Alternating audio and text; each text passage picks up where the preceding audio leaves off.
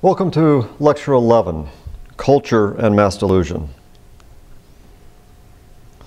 There were reports of strange aircraft over New England.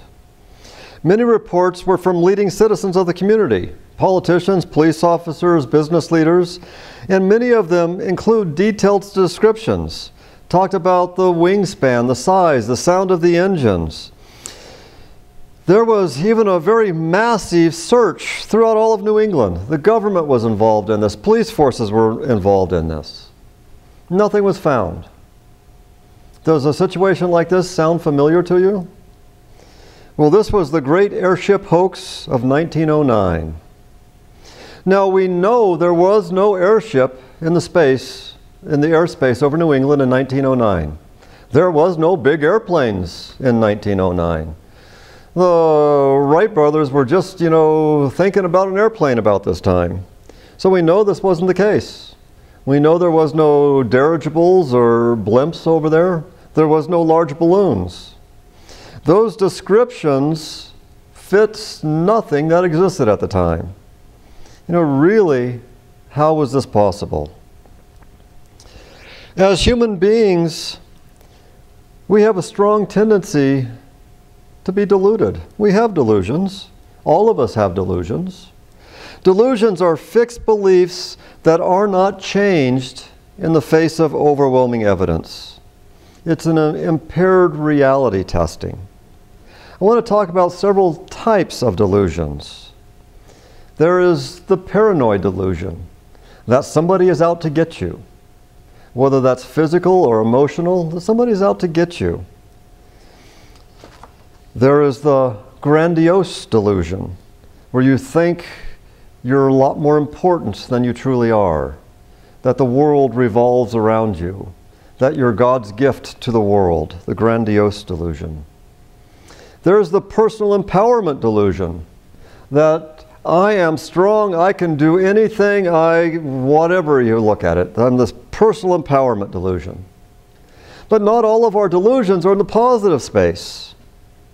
There's also a delusion of hopelessness, that nothing matters, nothing counts. It'll never get better. Delusion of hopelessness. Delusions can affect more than one person at a time. There's the folie à deux delusion. This is a delusion that two people share. Usually in close relationship, mother and child typically, in an isolated environment. Usually it's one person that has the main delusion and the other one buys into it, and they also have this delusion. Typically, by separating the two, the one in the weaker power structure recovers from their delusion. There are group delusions. Group delusions are where more than two people suffer the same delusion. Typically, there's a charismatic leader. And remember, with charismatic leaders, we have a strong tendency to lose our critical thinking ability. That when we are in the presence of charismatic individuals, we do not think critically. There's group dynamics that are formed on this, specifically around conformity within the group. And the group delusions are frequently created around an us versus them type of ideology. And this is where we get cults from group delusions. There are mass delusions. Mass delusions are more than just a small group, but a large population under the same delusion. That same feeling. And it doesn't matter what contradictory evidence you bring in, they're still under the same delusion. And there are different types of delusion. There's the community threat delusion. This is where there's an exaggerated threat of danger, but it doesn't result in panic. It doesn't result in fleeing. A real good example of this community threat delusion was the Seattle windshield pitting episode in 1954. This is where some people noticed that there were extra pits in their windshield, and they reported it to the police. And as the report started circulating, more and more people were reporting pits in the windshield. And originally, the police were thinking that it was like a group of teenagers out, shooting windshields with BB guns or something, and intentionally pitting windshields. But very, very shortly, this windshield pitting epidemic, or windshield pitting situation, spread to the entire city, and it became an epidemic. It was too large for any one group of teenagers out there to actually be committing. So people started worrying then, was it something like radiation? Was there background radiation that was causing these windshields to be pitted? And government came in to do a lot of investigation on this. At the time, in the 1950s, radiation and nuclear war was a major worry of everybody. So that popped right into people's minds. What it turns out was that people would just started noticing the pits that were already in their windshield. And because other people were reporting it, they started reporting it as well. It probably did start out with some sort of cluster effect.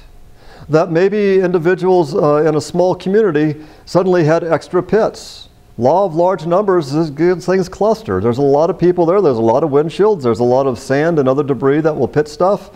Just simply the law of large numbers says you're going to get some pitted windshields, and there's going to be clusters of pitting.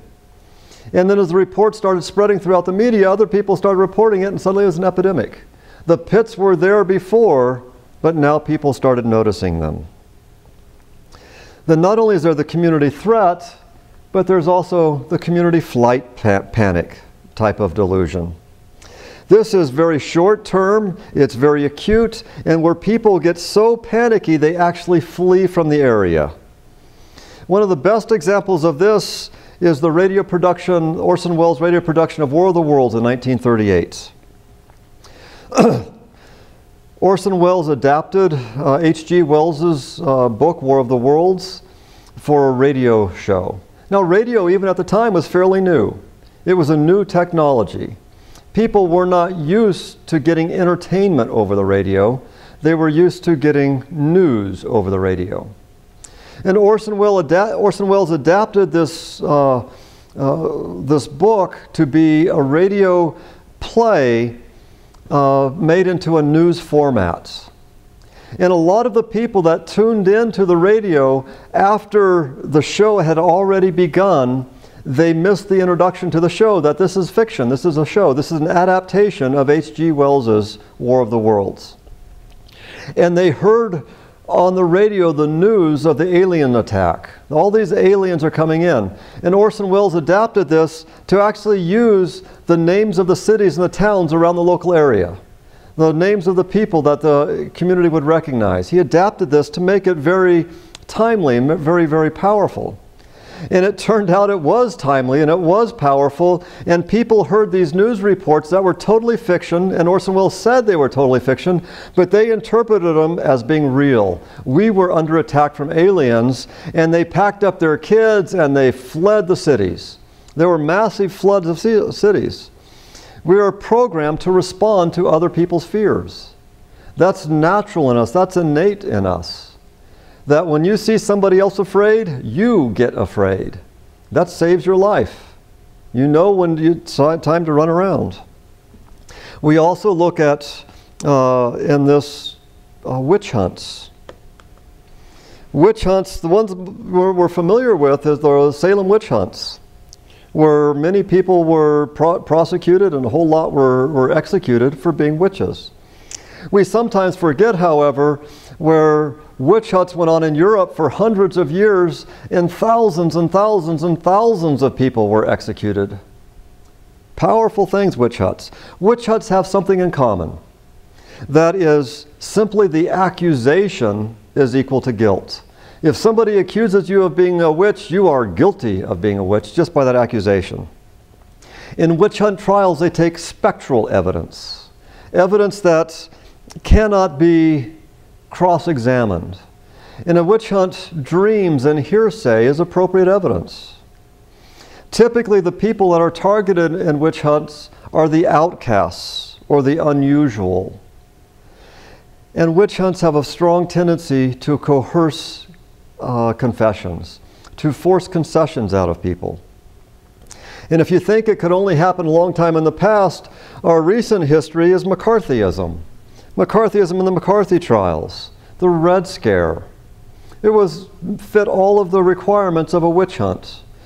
At the time, we had this community fear of Soviet spies, this community fear of communism. The whole world, especially the United States, was afraid of communism. We were looking for communist spies all over the place. And McCarthy said, there are communist spies in our government. I have a list of their names, and we're going to start ferreting people out throughout the government and through the media and businesses. And he started calling people in. And just getting called in to go to one of these hearings meant you were guilty.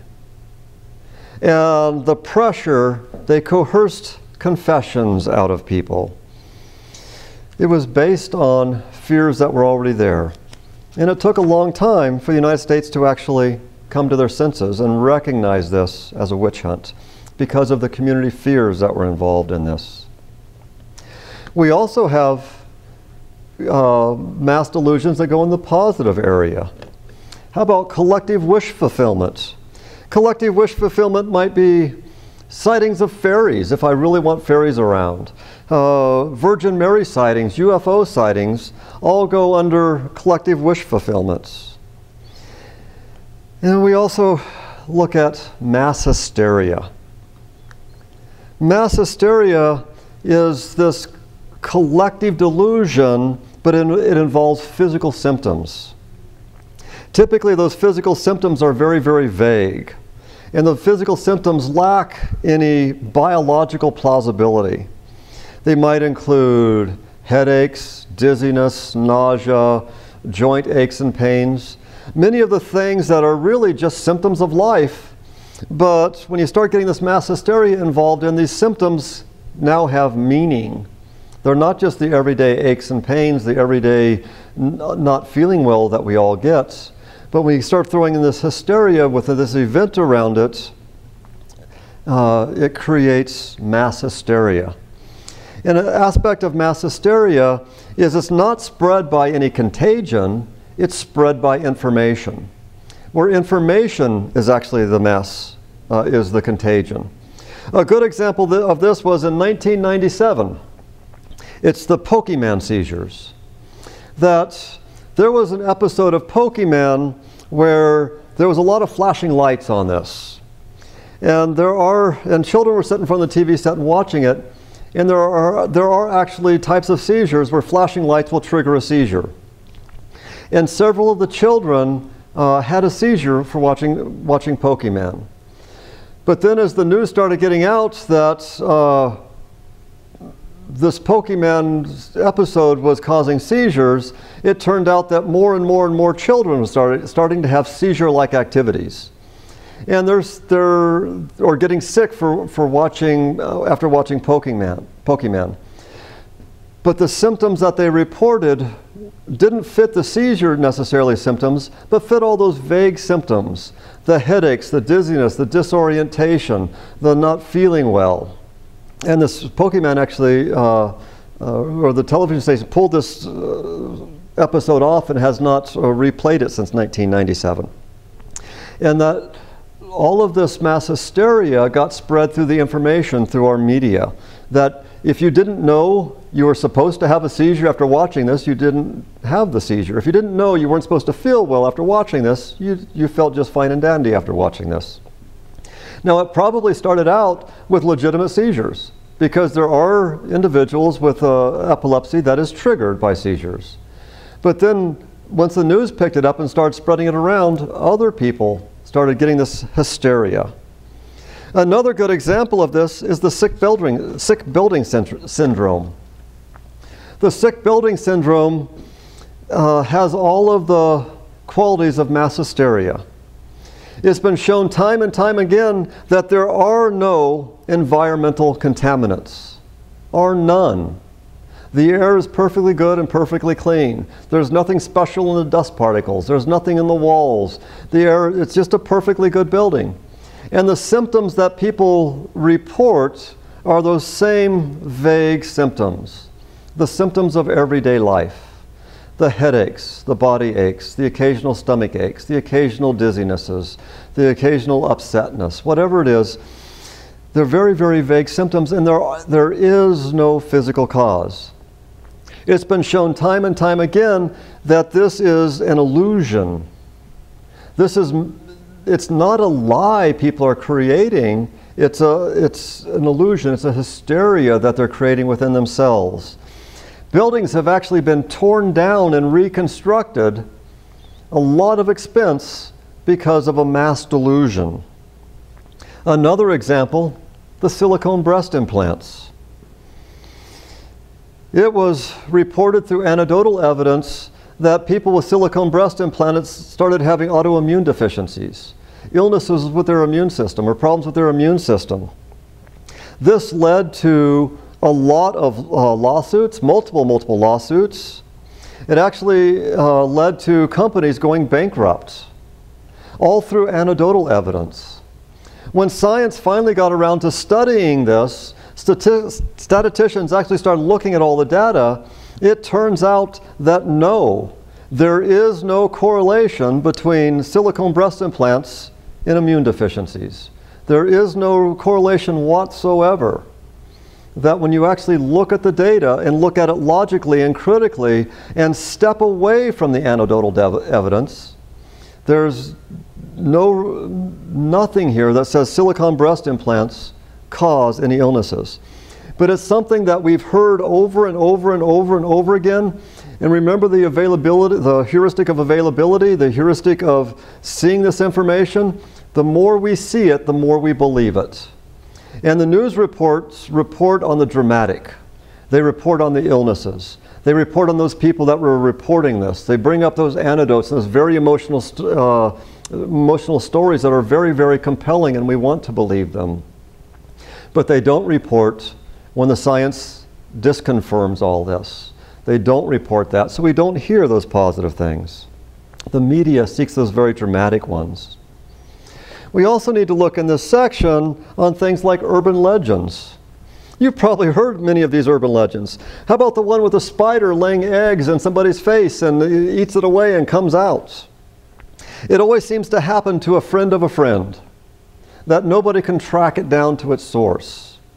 Another very common one that probably everybody heard was, a businessman going to a foreign country, stopping at a bar, getting picked up by an attractive young woman, goes back to her room, ends up waking up the next day in a tub full of ice, calls up the helpline or whatever it is, their emergency number, and explains, and the emergency operator says, "Don't move, we know exactly what's happened," and they send the paramedics, and it turns out that this person has had their kidney removed or something. Really think about it. What is the plausibility of this? If they're going to harvest an organ, why on earth would they leave a witness around? Why just take one kidney? Why not take both kidneys? Why not take all of the organs? If there's a black market for one organ, there's a black market for all of those organs. And why leave that witness around? Really, what's the plausibility? And nobody can ever really track it back to its source. Can you point to one person and say, yes, this one person had their kidney stolen? No. But the news media picks up on it, the popular media picks up on it. There's even been television crime shows about somebody having their kidney stolen. It's an urban myth. It's never occurred. We have a strong tendency to believe stuff that we see.